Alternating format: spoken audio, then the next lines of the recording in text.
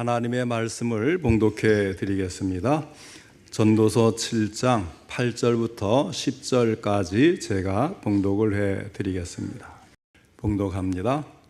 일의 끝이 시작보다 낫고 참는 마음이 교만한 마음보다 나으니 급한 마음으로 노를 바라지 말라. 노는 우매한 자들의 품에 머무름이니라. 옛날이 오늘보다 나은 것이 어찌미냐 하지 말라. 이렇게 묻는 것은 지혜가 아니니라. 아멘. 시작보다 끝이 나은 인생이라는 제목으로 함께 말씀을 듣겠습니다. 오늘도 하나님께서 예배드린 우리 성도님들을 만나주시고 생명의 말씀을 통해 풍성한 은혜를 내려주시기를 축원합니다. 먼저 하나님께 기도드리겠습니다. 사랑과 은혜가 풍성하신 하나님 아버지, 오늘도 저희들의 예배를 받으시며 귀한 말씀 주시니 감사를 드립니다. 이 말씀을 통해 오늘 우리에게 하시는 주의 음성이 들려줄 수 있도록 전할 때도 들을 때도 성령님이 함께 하시고 도우셔서 주의 말씀을 듣고 깨닫고 실천하는 믿음도 더하게 하여 주옵소서. 예수님의 이름으로 기도하옵나이다. 아멘. 세옹지마라는 고사 성어 모두 다 알고 계시죠? 옛날 중국 변방 노인의 말에 관한 이야기입니다. 옛날 중국 북방의 요새 근처에 한 노인이 살고 있었는데 어느 날 이 노인의 말이 오랑캐 땅으로 달아난 겁니다. 마을 사람들이 말이 없어져서 어떡하냐고 위로를 하니까 노인은 조금도 애석한 기색이 없이 태연하게 말을 합니다.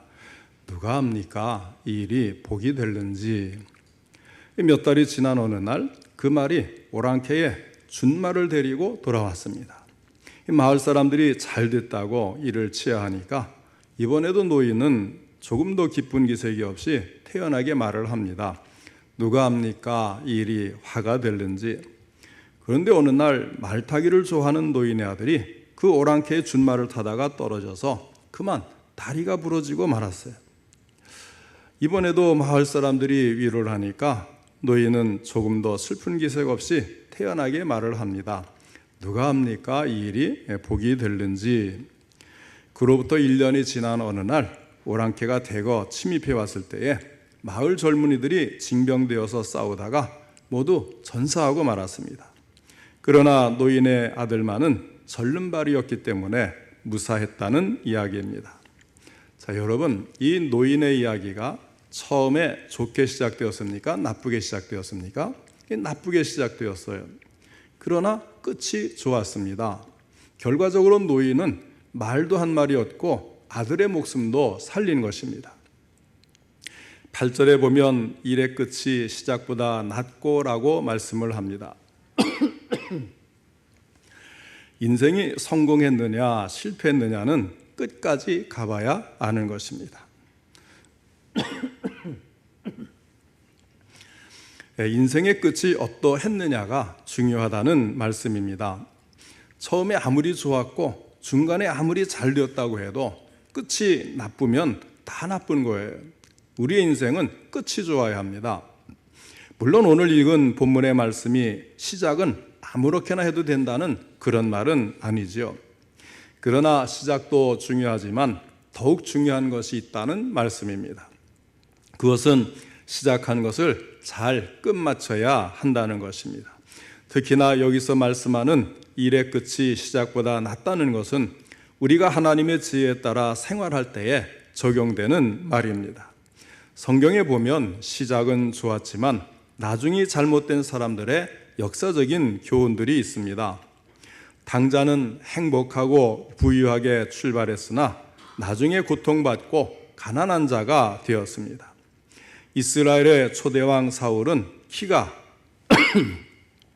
다른 사람보다 어깨 위에 올라갈 정도이고 재능도 있고 마음도 겸손해서 그가 왕이 될 때에 많은 사람들이 기뻐했지만 그러나 그 마지막은 비참했습니다.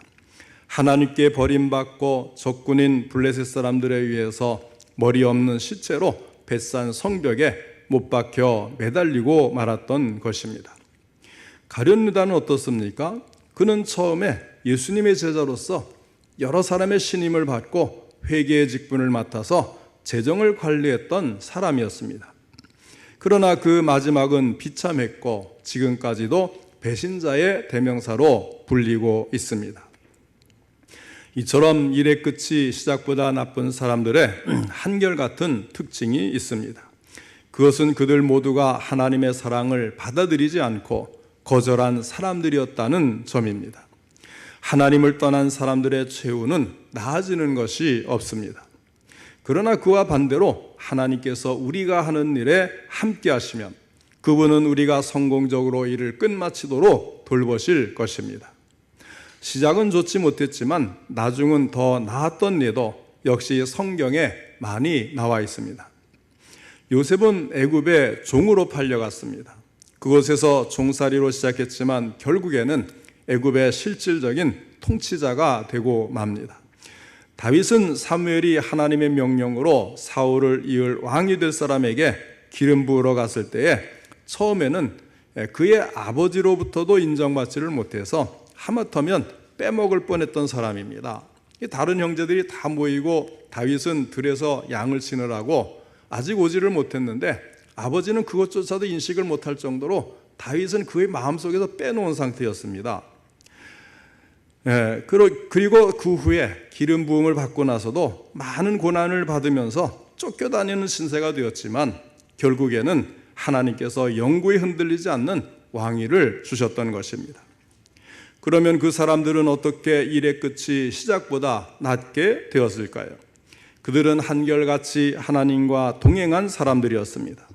고난 중에도 하나님을 외면하지 않고 불평하지 않고 그 이름을 인정하며 의지했던 사람들이었습니다. 창세기 39장 2절에 보면 여호와께서 요셉과 함께 하심으로 그가 형통한 자가 되었다고 말씀을 하고 다윗에 대해서는 사도행전 13장 22절에서 내가 이새의 아들 다윗을 만나니 내 마음에 맞는 사람이라 내 뜻을 다 이루리라 했던 것을 봅니다. 그들이 처음에 고난을 극복하고 더 나은 끝을 볼 수 있었던 원인은 바로 하나님께 있었던 것입니다. 빌립보서 1장 6절에 너희 안에서 착한 일을 시작하신 이가 그리스도 예수의 날까지 이루실 줄을 우리는 확신한다고 하는 말씀은 바로 그런 의미입니다. 하나님을 믿는 우리는 로마서 8장 28절의 말씀대로 하나님을 사랑하는 자 곧 그의 뜻대로 부르심을 입은 자들에게는 모든 것이 합력하여 선을 이룰 것을 믿어야 합니다. 우리는 하나님께서 세상 안에서 일하시면서 그분의 목적을 성취해 나가시는 분이시기 때문에 일의 끝이 시작보다 낮게 될 것을 믿을 수가 있습니다. 우리 성도님들께서 지금 하고 계신 일들은 어떻습니까? 잘 되는 분들도 계시겠지만은 잘 안 되는 분들도 계실 수가 있을 거예요. 그러나 혹시 잘 안 된다고 생각될 때에 하나님을 생각하시기 바랍니다. 그리고 그분을 믿으시기 바랍니다. 지금 여러분께서 하고 있는 일들이 아무리 큰 곤경 가운데 있다고 하더라도 그것이 실패한 것이라고 속단하는 것은 너무나도 성급한 일입니다. 우리 그리스도인들이 살아가는 앞날이 항상 순풍에 돛단 듯이 조용히 달리는 인생만은 아닐 것입니다. 갑작스런 파도와 광풍에 흔들리고 위험에 처할 때도 있을 것입니다. 때로는 사자굴에 갇힌 다니엘과 같고 또 때로는 물고기 뱃속에 들어간 요나와 같을 때도 있을 것입니다. 그렇다고 해서 우리의 인생 항로가 중단되는 법은 없습니다. 연로하신 성도님들께서 좋아하시는 찬송 중에 고요한 바다로라는 찬송가가 있습니다. 373장이죠. 이 찬송가의 2절을 보면 이런 가사가 있습니다. 큰 물결 일어나 나 쉬지 못하나 이 풍랑으로 인하여 더 빨리 갑니다. 무슨 뜻입니까? 우리 삶의 여정에 있어서 순풍도 감사하지만 역풍 또한 감사하다는 찬송입니다. 믿는 사람들에게 역풍은 더욱 원숙한 항해수를 연마하게 하기 때문입니다. 그것이 하나님께서 하시는 일입니다.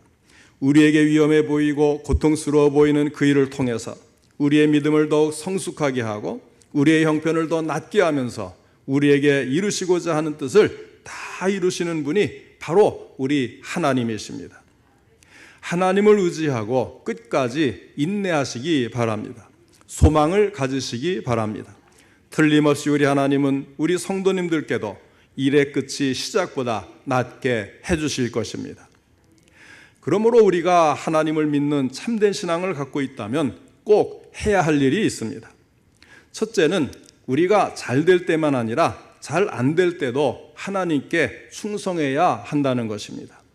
평안할 때만 아니라 어려울 때에도 꾸준하게 충성해야 합니다. 어떤 분은 사업이 잘 되고 가정이 평안할 때는 아주 열심을 내서 하나님과 교회 앞에 충성을 합니다. 그러나 환난을 당하면 모든 것을 내려놓고 뒤로 넘어져 버리는 거예요. 사실 어떤 분만이 아니죠. 우리 대부분의 입장이 그렇지 않습니까? 그러나 사랑하는 성도 여러분, 결코 그렇게 하지 마시기를 바랍니다. 누가복음 16장 10절에 말씀합니다. 지극히 작은 것에 충성된 자는 큰 것에도 충성되고 지극히 작은 것에 불의한 자는 큰 것에도 불의하니라. 우리가 아주 작은 일, 사소한 일에 그 마음을 다하고 충성하는 것은 큰 일에도 변함없이 항상 충성할 수 있다. 아무리 크고 어려운 일도 충성할 수 있다, 이런 뜻인데 이것을 오늘 말씀에 맞게 이렇게도 해석할 수가 있습니다. 자, 여기에서 작은 일은 힘든 일, 소득이 별로 없는 일, 내키지 않는 일, 이렇게 생각할 수가 있어요. 그럼 큰 일은 무엇입니까? 끝이 좋은 일이라는 거죠. 작은 일에 충성된 자는 큰 일에도 충성되고 작은 일을 충성하면 큰 일을 맡겨준다고 했습니다.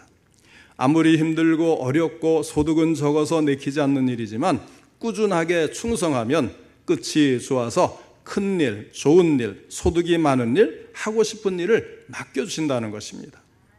사랑하는 성도 여러분, 우리의 끝을 시작보다 낫게 하시는 그분을 믿고 모든 일에 끝까지 충성하시기 바랍니다. 그 다음에 두 번째로 할 일은 무엇입니까? 조급해하지 말고 인내하여 기다려야 한다는 것입니다. 8절 하반절로 9절 말씀입니다.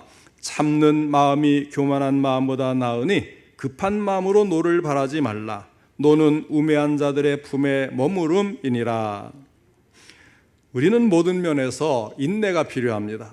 실제로 우리의 삶의 현실을 살펴볼 때 가정의 일과 직장의 일, 사업의 문제, 여러 가지 피할 수 없고 감당할 수 없는 일들로 말미암아 우리의 마음은 조급해지고 자기 중심으로 생각해버리기가 쉬워요.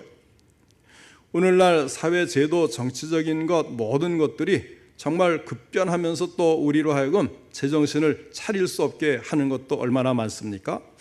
그럴 때에 사도 바울이 갈라디아 교회에 편지를 하면서 우리가 선을 행하되 낙심하지 말지니 포기하지 아니하면 때가 이름에 거두리라 한 말씀을 기억하시기를 바랍니다. 인내해야 하고 급한 마음으로 노를 바라지 아니하여야 합니다. 조급하면 패배합니다. 누구에게 패하겠습니까? 마귀에게 패합니다. 에베소서 4장 26절 27절에 분을 내어도 죄를 짓지 말며 해가 지도록 분을 품지 말고 마귀에게 틈을 주지 말라고 했어요. 우리는 보이지 않는 영적인 존재에 대해서 항상 의식해야 하는 것입니다. 마귀는 항상 우는 사자처럼 삼킬 자를 두루 찾아다니면서 우리의 틈을 노리고 있는 것입니다. 사실 우리가 아무리 선한 마음 가지고 선한 일을 해도 다른 사람들이 이해해 주지 못할 때 화가 날 수가 있어요. 분노할 수가 있어요. 속상할 수가 있어요. 그러나 그것을 참아야 결국은 승리할 수가 있는 것입니다. 화를 내면 그것은 벌써 진 싸움이에요. 누구에게 지는가 하면 상대방에게 지는 것이 아니라 마귀에게 지는 겁니다. 급한 마음으로 노를 바라지 말아야 할 것은 신분의 고하와 나이의 연소를 가리지 않습니다. 젊은 사람은요, 성급해서 노를 바라고요, 연로하신 분은요, 인내하지 못해서 노를 바라게 되어 있습니다. 그러나 경우가 어떠하든지 간에 노를 바라고 혈기를 부리는 것은 야고보서 1장 20절에 사람이 성내는 것이 하나님의 의를 이루지 못함이라라고 한 것 같이 우리 하나님께서 기뻐하지 않으시는 거예요. 자, 우리가 민수기 20장을 보면 모세가 어떻게 범죄하는가를 볼 수가 있습니다. 모세는 물이 없어 죽겠다는 이스라엘 백성들을 향해서 그만 급한 마음으로 화를 내고 맙니다. 그래서 하나님께서 너희는 반석에게 명령하여 물을 내라 그러셨는데 이 모세는 홧김에 반석을 지팡이로 2번이나 쳤어요. 하나님께 범죄한 겁니다. 하나님이 너는 내 영광을 가렸다 이렇게 말씀을 하셨어요. 모세는 어떤 사람입니까? 정말 아주 겸손의 극치를 이룬 사람이었고 인내하며 참기도 잘하는 사람이었고 그럴 때마다 하나님 앞에 엎드려 기도한 사람이었어요.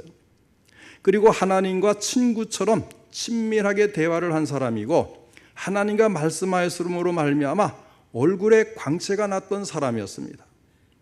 그럼에도 불구하고 모세는 결국 넘어졌어요.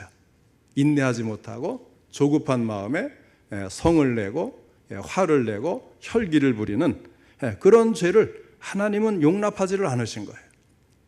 정말 모세는 그런 일이 많지 않은 사람 아닙니까? 그런데도 딱 한 번 그랬는데 징계를 받고 가나안 땅에 들어가지 못하게 된 것입니다. 하나님이 그걸 얼마나 싫어하는지를 우리가 알 수가 있어요.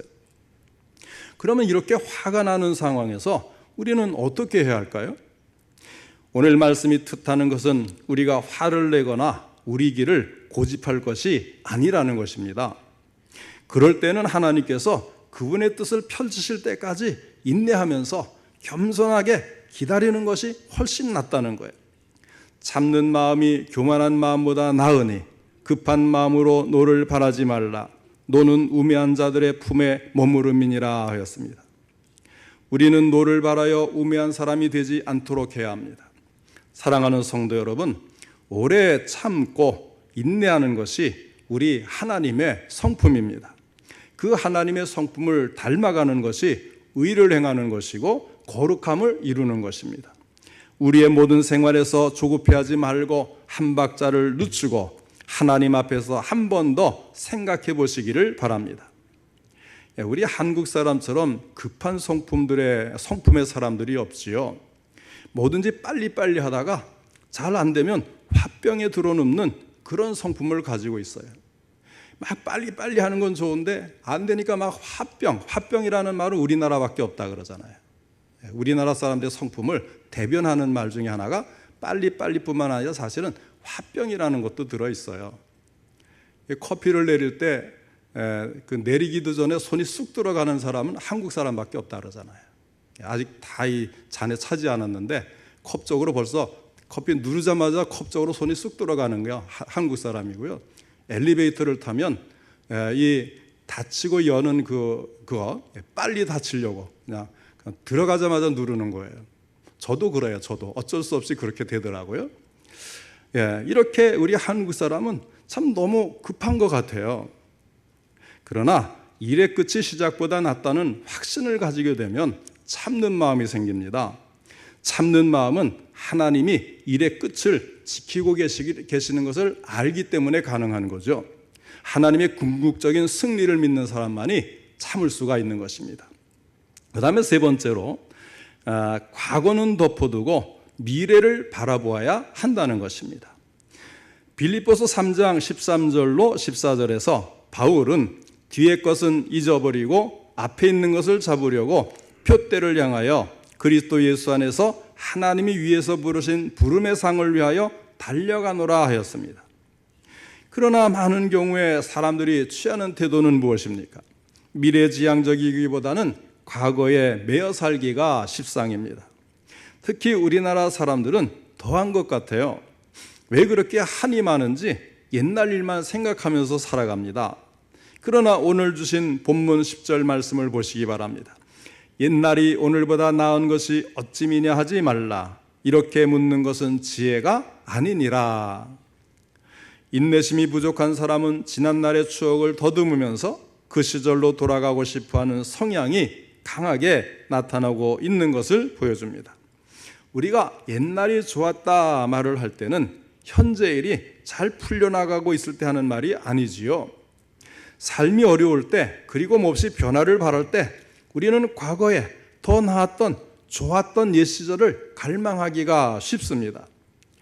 에스라서 3장 12절로 13절에 보면 바벨론 포로로 갔다가 돌아온 이스라엘 백성들이 예루살렘 성전을 재건하기로 결심을 하고 그리고 그를 위해서 기초가 놓여지는데 젊은이들은 야 이제 기초가 놓여졌으니까 이제 새 성전을 짓고 여기에서 하나님께 우리가 제사를 드리고 예배를 드릴 수 있겠구나. 그래서 기뻐서 막 노래를 불렀어요.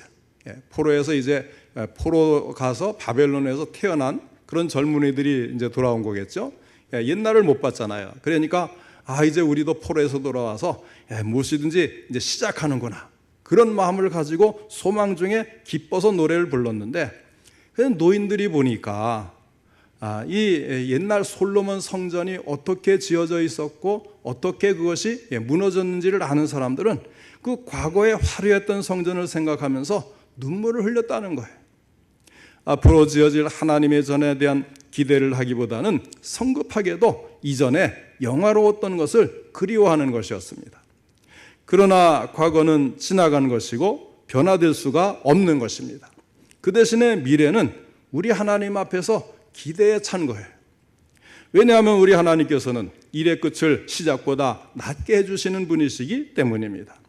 우리 믿는 사람에게는 그 하나님이 계시기 때문에 오늘이 옛날이 오늘보다 나은 것이 어찌미냐라고 묻는 것이 지혜가 아니라는 겁니다. 로마서 8장 18절 말씀과 같이 생각하건대 현재의 고난은 장차 우리에게 나타날 영광과 비교할 수 없도다 하고 고백을 하면서 끝을 더 낮게 해주시는 하나님을 의지하고 미래를 바라보는 것이 참 믿음의 사람인 것입니다. 사랑하는 성도 여러분, 금년도 벌써 한 해가 저물어 갑니다. 그러나 아직 끝은 아닙니다.